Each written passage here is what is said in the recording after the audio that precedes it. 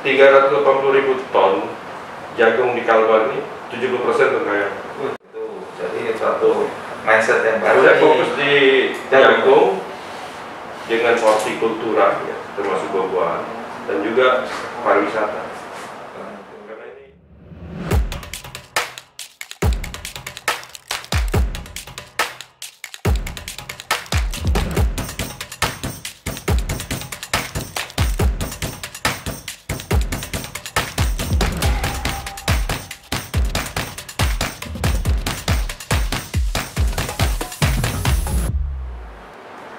Kopi dulu Pak. ya, mari Pak. Nah, kita programnya ini ngopi darat Ya. Pak.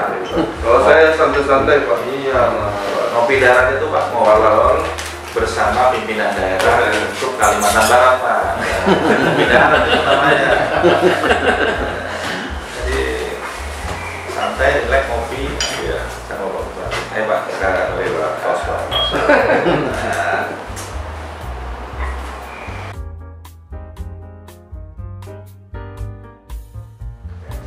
Saya mengajak juga Pak keluarga besar Kementerian Keuangan supaya nanti bisa saling support lah membantu kabupaten ini dari KPKNL yang ngurusi aset Pak, ada penghapusan aset, pendataan semuanya Pak Odi Pak. Odi. Siapa?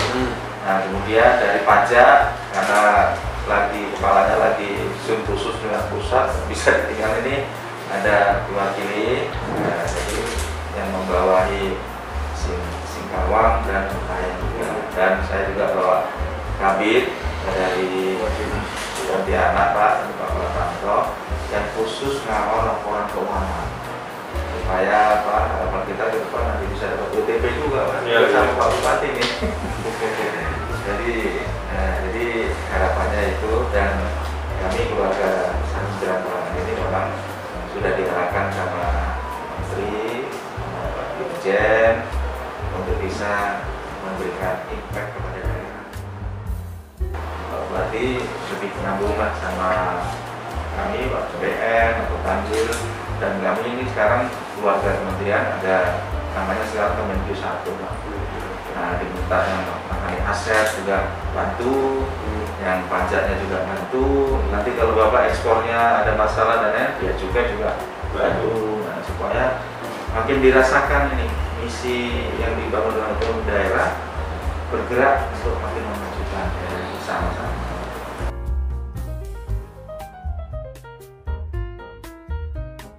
Jadi mudah-mudahan nanti misi dari Bupati karena 2024 semua misi harus berakhir. Semoga dalam waktu yang ada ini bisa dari sisi pelaksanaan anggaran Pak itu bisa dioptimalkan. Jadi MOU ini merupakan salah satu tools yang diharapkan Pak bisa memberikan optimalisasi dalam peningkatan kualitas baik itu laporan keuangan. Nantinya tentunya ada, kita tahu Pak PAD setiap wilayah ini kita kadang masih kecil ya, 5%, dan tahun 2021 tadi saat pemilihan data agak turun PAD-nya. Ya, mudah-mudahan nanti bisa meningkat, jadi masih dominan transfer dari pusat. Tapi kita mau berharap yang sudah sedikit itu jangan sampai terhambat salurnya, karena beberapa kabupaten yang lain ada kendala administrasi, deadline-nya sudah harus di-upload datanya, akhirnya nggak sempat Pak, sehingga puluhan miliar Pak, sayang sekali.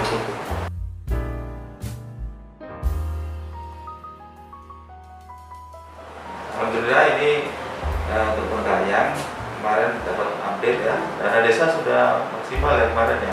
Lalu nyaris 100%. Nah itu Pak termasuk tinggi, terima kasih Pak. Tapi mungkin dana desa ada mekanisme baru 2022, jadi ya mudah-mudahan dipahami ya teman-teman Pak.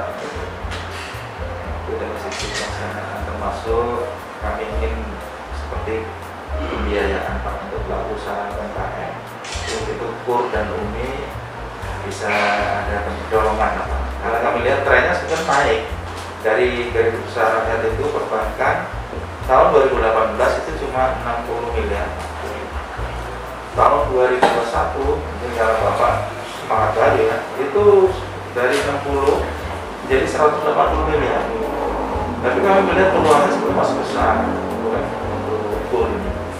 Kalau untuk non perbankan, saya melihat potensinya ada meningkat, tapi masih kecil, masih 1 miliar. Jadi pegadaian atau dari koperasi masih kecil. Nah, nanti Pak Bupati sama Bu bisa melihat kalau memang ada sektor-sektor UMKM yang butuh kita dorong, kami bisa koordinasikan dengan para perbankan.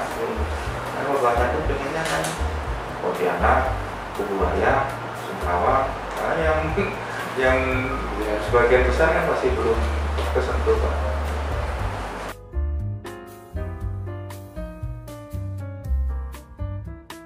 Nah, yang khusus untuk WTP ini kan, memang sekarang wajar dengan pemecah ya WTP, kita pengen harapan WTP. Saya memang kemarin kontak sama kepala perwakilan BPKP yang baru, udah datang duluan ternyata. Nah, saya bilang bagusnya kita sama-sama nanti, supaya nanti membantu kabupaten ini apa masalahnya di masalah aset. Kami bisa ajak nanti KPKNL, teman-teman di laporan keuangan, apa semuanya bersinergi. Karena masih searah lah BPKP dengan Kementerian Keuangan. Walaupun dia auditor internalnya pemerintah. Kalau BPK kan lain posisinya, tapi kita bisa koordinasi nanti gimana caranya. Nah, itu harapannya dengan Bapak ini kan mudah-mudahan bisa misi kami juga ingin WTP untuk lumayan gitu.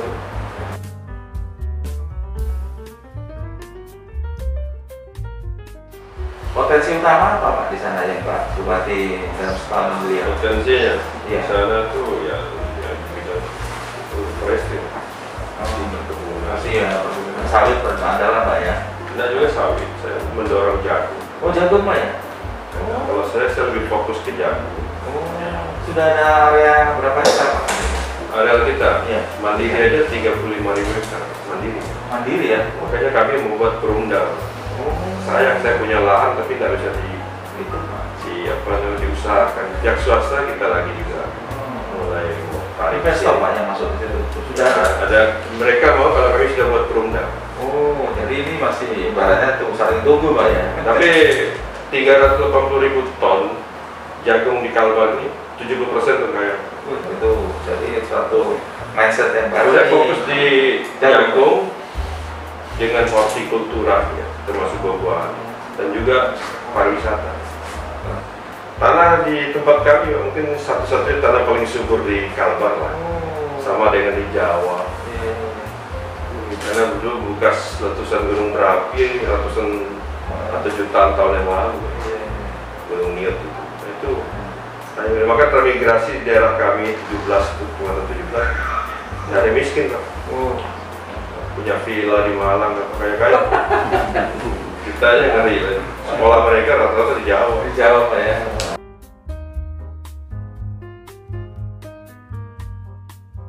Pariwisata ini yang lebih banyak dapatkan multiplier efek untuk masyarakat, membuka lapangan kerja lebih luas.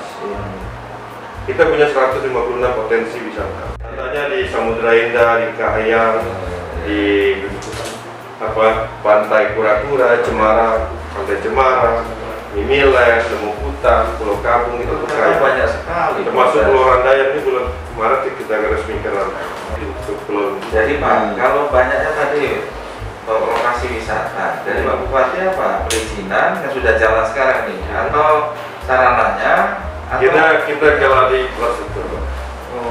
Makanya saya kemarin terima kasih dengan Ibu Menteri lah, kasih pinjaman sekian 250 miliar. Itu saya kejar infrastruktur di tempat wisata dengan infrastruktur dari Semalantan menuju ke Pantai Kijing, Pelabuhan Nasional. Jadi mobil tangki CPO kami itu kan bawanya ke Kijing. Jadi kalau dia muter pinyu itu jauh. Jadi kita buat jalan kita saja. Alhamdulillah Pak ya. Jalan sudah ada, ya kan rusak berat. Perbaiki Pak ya. Sekarang udah kerja semua. Dan mudah-mudahan bulan Mei sudah selesai. Ya, dari tempat wisata juga Pak di daerah. Itu dilewati nggak Pak? Jalan-jalan yang dibangun itu untuk tempat wisata juga dilewati? Ya itu tujuannya ke tempat wisata, ke pesisir, Oh. ke Pelabuhan Internasional Kijing, ke pesisir, ke Pontianak. Iya. Jadi kalau macet kan biasa bulan Desember macet orang mau ke Singkawang, Iya. ke Pasir Panjang, ke tempat kami wisata kami Samudra Indah. Iya. Jadi orang Gunung Bengkayang turun semua. Oh. Orang Sambas turun numpuknya di Sakok gitu. Iya. Sakok tuh pintu Iya. gerbang itu Kaliung. Bapak ada event khusus nggak di tempat-tempat itu sehingga bisa kami bisa datang atau ngajak teman-teman di event khusus itu? Apa ya event? Ya, maksudnya di tempat salah satu wisata itu ada event khususnya. Belum, kita lagi rancang. Oh, iya. Tapi udah banyak orang bikin event sendiri. Oh. Kayak IOIO gitu. Ya, karena saya kan kebetulan juga dari Banyuwangi, Pak. Oh, iya. Saya tahu bagaimana mengembangkan itu. Saya belajar dari Asmar Anas, Pak. Iya, jadi Pak di sana itu sejak saya lahir, laut, gunung, Iya. atau tempat-tempat perkebunan, ya seperti itu. Cuma sekarang dibuat event. Tapi kalau potensinya tadi itu besar, Pak, perbankan mau ambil peran juga di situ, terus masyarakat mau nggak mau kan pasti ngikutin. Ya mudah-mudahan nanti seperti undang Pak Bupati bikin event apa nanti.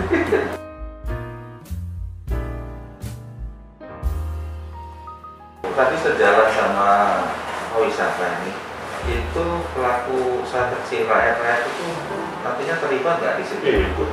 Ikut ya Pak ya? Kayak di kura-kura ke situ. Ikut. Mana Bank Indonesia nyumbang WC. Toilet yang modern. Malah saya kasih Pak Yusrani, coba sumbang juga di Pulau Rambutan.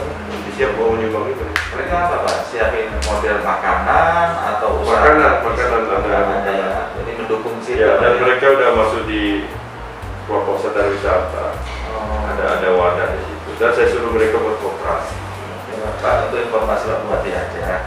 Satu Kalbar ini tahun 2021 kurnya tuh 3,5 triliun.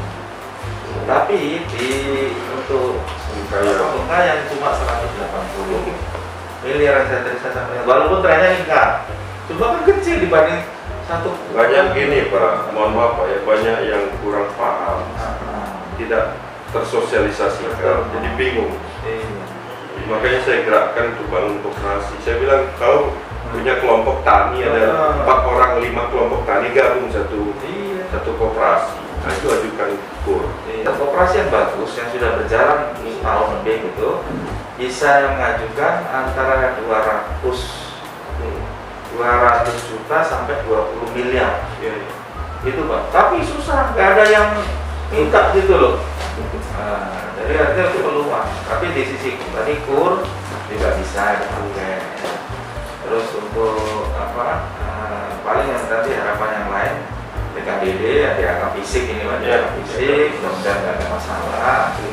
Nah, kalau tim Bapak itu biasanya ini Pak, inspektorat sama UPD, nyambungnya kurang kurang pas, sehingga begitu syarat administrasi disampaikan last minute, jadi bilang kami butuh waktu. Nah, jadi kan majunya jadi terlambat nanti. Nah, mudah-mudahan ini Pak Bupati bisa memotret ini bagus.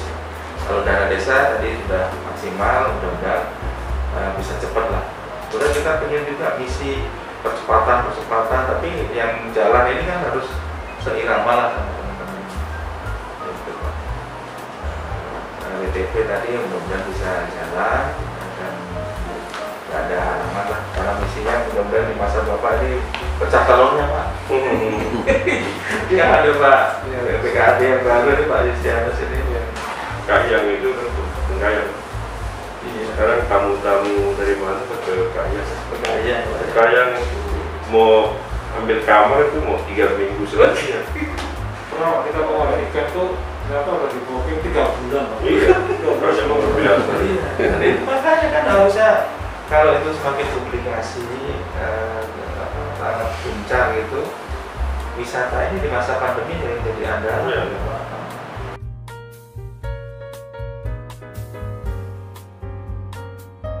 Pak, kalau SDM yang support Pak Bupati gimana? Sudah settle semua di pemerintahan?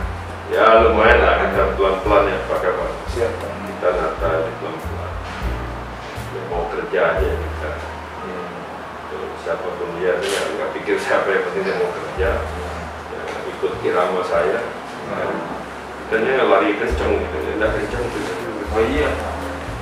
Apalagi ya kan bapak ibaratnya enggak menerus ya dari yang pertama, Iya. bapak orang tua kan harus kasih yang lebih meningkat lagi dari sebelumnya kan.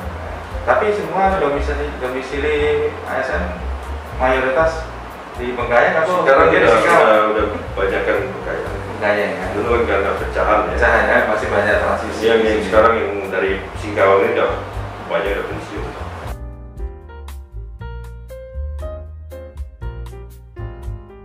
Pak, untuk menggerakkan rakyat, pemerintahan baru lah, bupati baru, apa Pak motonya atau tagline-nya? Saya tagline-nya pokoknya harus mantap terus. Wis. Mantap terus maju. Maju, adil, Terdepan. Apa namanya? A-nya Hanya aman. aman, Peduli. peduli. Maju, Adil adil, terdepan. terdepan, Amanah. amanah, peduli.